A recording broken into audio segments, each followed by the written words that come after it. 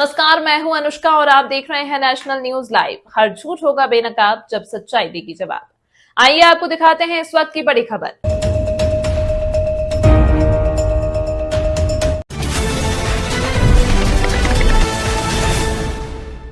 सरगुजा जिले के सीतापुर में ज्वेलर्स व्यवसायी से हुई करीब 1 करोड़ रुपए की उठाईगिरी का पुलिस ने खुलासा किया है।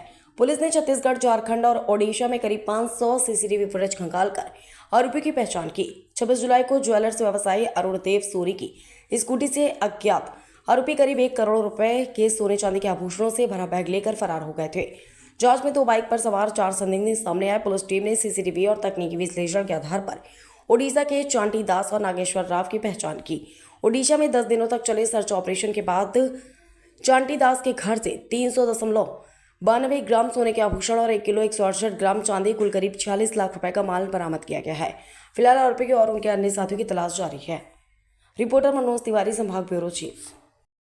सीतापुर में जैसा आपको विदित है कि 26 जुलाई को एक उठाईगिरी की घटना हुई थी काशी विश्वनाथ ज्वेलर्स में, और उसमें लगभग उसके द्वारा 1 करोड़ रुपए के सामान की उठाईगिरी की रिपोर्ट की गई थी और सीतापुर में अपराध दर्ज करके उसमें लगातार जांच और विवेचना की जा रही थी।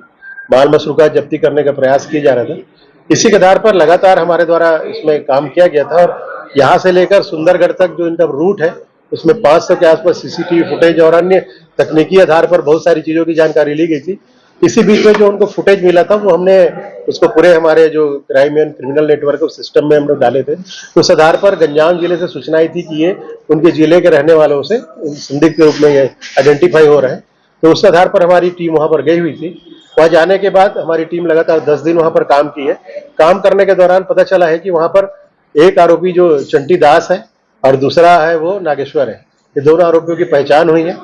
दोनों आरोपियों की पहचान करने के आधार पर 16 तारीख को चंटी दास आरोपी का घर आने की सूचना मिली थी, जिस पर गंजाम पुलिस के द्वारा और हमारे छत्तीसगढ़ मतलब सरगुजा पुलिस के सीतापुर पुलिस के द्वारा संयुक्त रूप से ऑपरेशन उसको पकड़ने के लिए चलाया गया, जिसमें वो आरोपी तो ठिकाने पर नहीं मिला, लेकिन उसके घर से जो अभी आपके समक्ष प्रस्तुत हुआ है वो बरामद सामान हुआ है, जिसमें लगभग 300 ग्राम सोना है और 1.25 किलो के आसपास चांदी के जेवरात है जो उनके घर से बरामद हुए। सर कितना रिपोर्ट में दर्शाएगा? रिपोर्ट के आधार पर अभी इसको ले जाएंगे थाने और ले जाकर उसमें टैली करेंगे, तो उसके आधार पर क्लियर हो पाएगा कि कितना उसमें रिपोर्ट है और कितना हमने उसमें बरामद किया। सर सरगुजा पुलिस लगातार कार्रवाई कर रही है, घटनाएं बहुत ज्यादा ही बढ़ जा रही है। देखिए, घटनाएं होती हैं, पुलिस उसमें 2 प्रकार से काम करती है। एक तो प्रिवेंट करने का काम करती है और उसके बाद एक घटना हो भी गई तो उसको फिर हम लोग डिटेक्ट करने का प्रयास करते हैं। तो दोनों हमारा काम चल रहा है। घटनाएं होती है, लगातार हम घटनाओं पे नजर भी रख रहे हैं, प्रिवेंट करने का प्रयास कर रहे हैं, गश्त भी बढ़ाए हैं और बहुत सारी जगहों पे आप देखेंगे नए सीसीटीवी भी लगवाए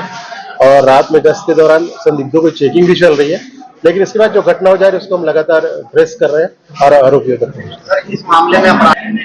इस मामले में जो हमारा सीसीटीवी फुटेज था उसके आधार पर जो फुटेज मिला था उसको हम लगातार सभी सोशल मीडिया के माध्यम से हमारा जो क्रिमिनल सिस्टम है, crime criminal network tracking system, उसमें हम लगातार डाल रहे थे।